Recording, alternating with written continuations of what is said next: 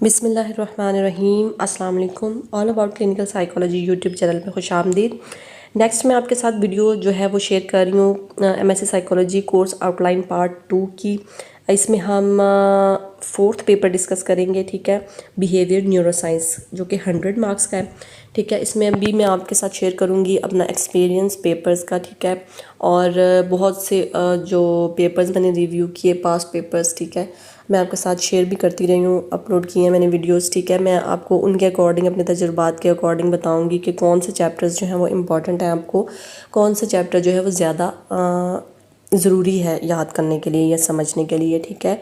उस पर आप ज़्यादा फोकस करिएगा और दुआओं में याद रखिएगा। मेरा चैनल ज़रूर सब्सक्राइब कीजिए ताकि आपको बहुत अच्छी अच्छी वीडियोस जो हैं वो मिलती रहें, इन्फॉर्मेटिव। और कोई भी आपका क्वेश्चन आप पूछना चाहते हैं तो कमेंट बॉक्स में प्लीज़, मोस्ट वेलकम।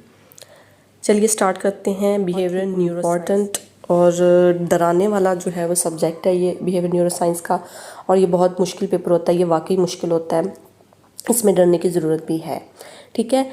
तो चलिए स्टार्ट करते हैं। बिहेवियरल न्यूरोसाइंस, फर्स्ट चैप्टर इसका historical background, nature and scope, contributions, ठीक है जी।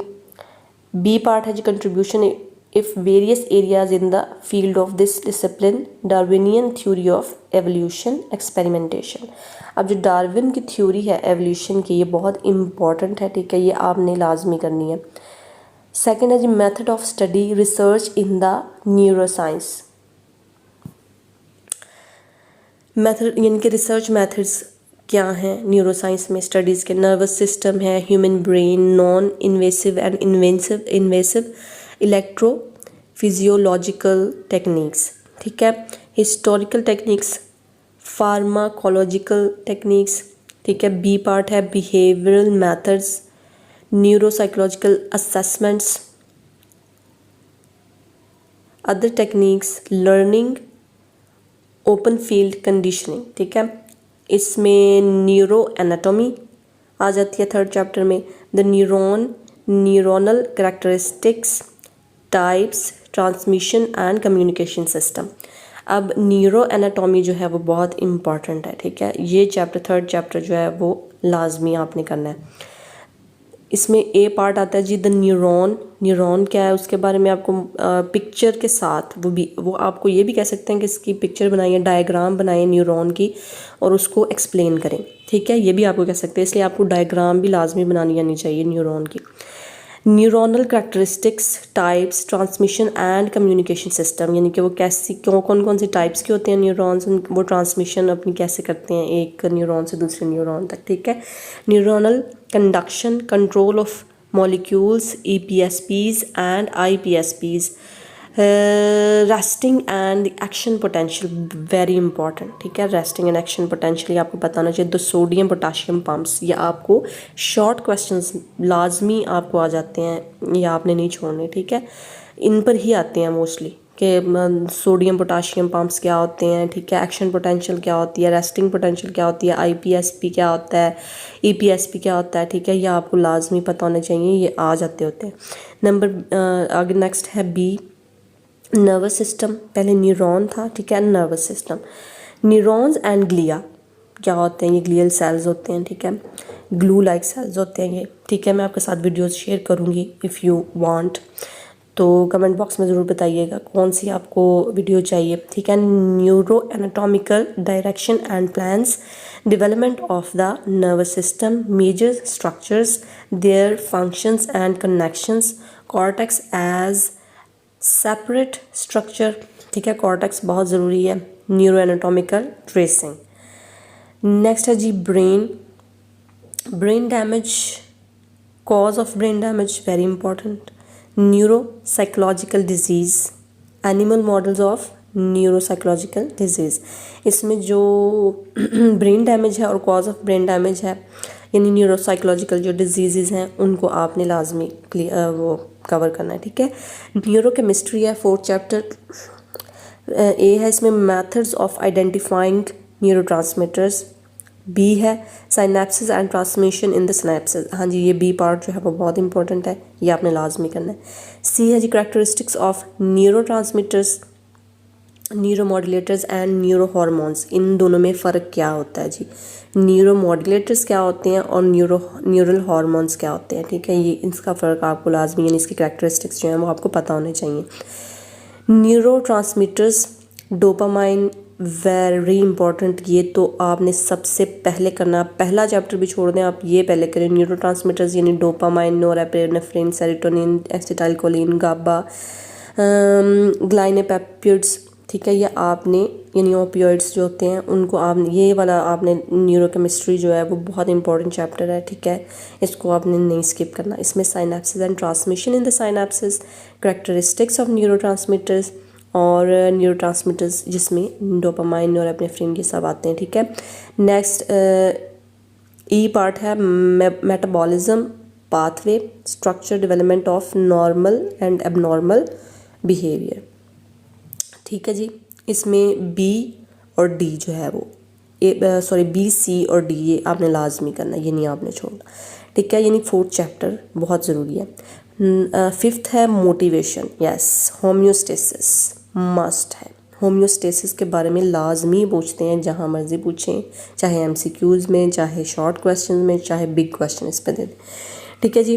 बी है involvement of brain areas and neurotransmitters.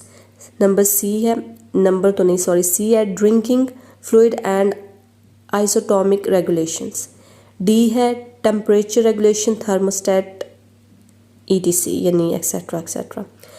ई है एग्रेशन एंड टाइप्स। एफ है sleep and circadian rhythms, yes, types and basic function इसका जो है स्लीप का, सर्केडियन रिदम्स जो हैं वो आपको लाजमी आना चाहिए, ठीक है। इसमें मोटिवेशन का जो चैप्टर है फिर से सुन लें।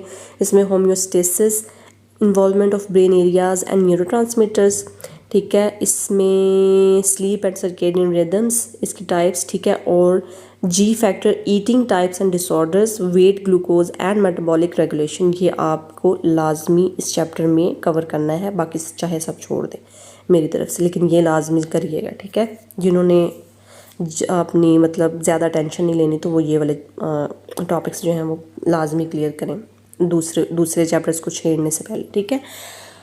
सिक्स्थ है जी memory and amnesia, very important chapter ये भी। बायोलॉजिकल सिस्टम, बी है developing organism and memory. C है plasticity of nervous system. D है डिसऑर्डर्स यानी कॉर्सकॉफ, अल्जाइमर एंड मेमोरी, ये बहुत इंपॉर्टेंट है, ठीक है। ये डिसऑर्डर्स के बारे में आपको पता होना चाहिए। HM the famous एमनेसिक।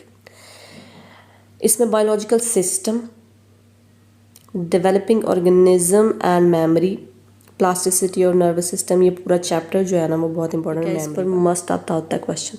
7 है न्यूरोलॉजिकल डिसऑर्डर्स। इसमें जी इन्फेक्शन क्या होता है, एपिलेप्सी क्या होती है, एपिलेप्सी, यस, एपिलेप्सी बहुत इंपॉर्टेंट है, इस पर भी आ जाता होता है, एपिलेप्सी पे मोस्टली क्वेश्चन आ जाता होता है, ठीक है। सी है जी ट्रॉमेटिक हेड इंजरीज, ये भी बहुत इंपॉर्टेंट है। और शिज़ोफ्रेनिया तो आपको पता है, यानी जिन जिन पर मैंने टिक लगाए हुए हैं ना, ये समझ लें कि ये बहुत इंपॉर्टेंट है, ये आपने लाजमी करने हैं, ठीक। मेमोरी एंड एमनीशिया, ये भी पूरा चैप्टर बहुत इंपॉर्टेंट है। न्यूरोलॉजिकल डिसऑर्डर्स बहुत इंपॉर्टेंट है पूरा चैप्टर। इन्फेक्शन के बारे में आपको पता होना चाहिए, डिफरेंट इन्फेक्शंस क्या होते हैं, ठीक है। इन्फेक्शन की डेफिनेशन, इन्फेक्शन होता कैसे है, एपिलेप्सी क्या होती है, इसकी सिम्टम्स क्या होती हैं, ठीक है जी। इसमें एपिलेप्सी और जो साइकोलॉजिकल एपिलेप्सी और जो सही एपिलेप्सी की डिजीज़ होती है, ठीक है, उसमें फ़र्क क्या होता है, यानी इसमें एक मुंह से झाग निकलती है या क्या, इसकी सिम्टम्स क्या होती हैं, यानी इनमें क्या डिफरेंस है। नेक्स्ट ट्रॉमेटिक हेड इंजरीज हैं, बहुत इंपॉर्टेंट है, ठीक है। शिज़ोफ्रेनिया तो नो डाउट बहुत इंपॉर्टेंट है। हायर ऑर्डर फंक्शंस, 8 चैप्टर है न्यूरोलॉजी ऑफ कम्युनिकेशंस, ठीक है। Non human primates and speech. B है जी speech production and comprehension. C है जी reading and writing disorder, yes, reading and writing disorders must be there in your course. D, brain areas involved in speech laterally. E है जी lateralization of functions. F है जी split brain patients, Mears and Sperry. जी ये बहुत important है, ठीक है। इसकी studies है Myers and स्पैरे की स्प्लिट ब्रेन पेशेंट्स पे, वो आपको पता होना चाहिए क्या है, ठीक है। जी है जी कॉर्टिकल लोकेशन ऑफ लैंग्वेज, यानी कि लैंग्वेज के जो स्पेसिफिक एरियाज़ हैं ब्रेन में, कॉर्टिकल लोकेशन उसकी, लैंग्वेज के बारे में, उसके बारे में आपने पता होना चाहिए जी वो क्या होती है। ठीक है, 9 चैप्टर है emotions, very important chapter. Brain areas involve in emotion यानी लिम्बिक सिस्टम एंड हाइपोथैलेमस, ये दोनों एरियाज जो होते हैं वो इमोशंस के लिए इंपॉर्टेंट होते हैं। ठीक है, ये आपको एमसीक्यूज में भी पूछ सकते हैं और आपको शॉर्ट क्वेश्चंस में भी इसका पूछ सकते हैं कि जी इमोशन से रिलेटेड कौन से ब्रेन एरियाज होते हैं। This is limbic system and hypothalamus. C है जी hormonal changes in emotion and D theoretical and other issues in emotions.